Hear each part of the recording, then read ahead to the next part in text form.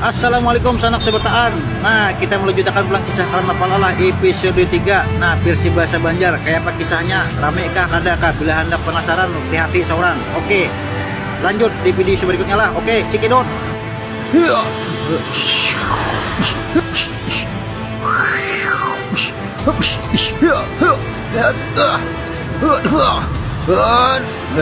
Nyasal kau mengisahkan kah? Kekalahi bukan pribadi nih.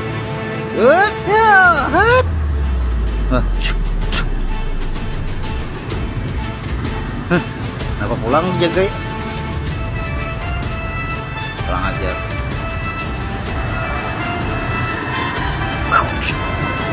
Hei, sini bonikam. Nah, Sudah kara-kara buang dia sama kami kenyang Roma. ayo masuk ke dalam. Kita mendirikan di dalam aja, supaya dilihat orang.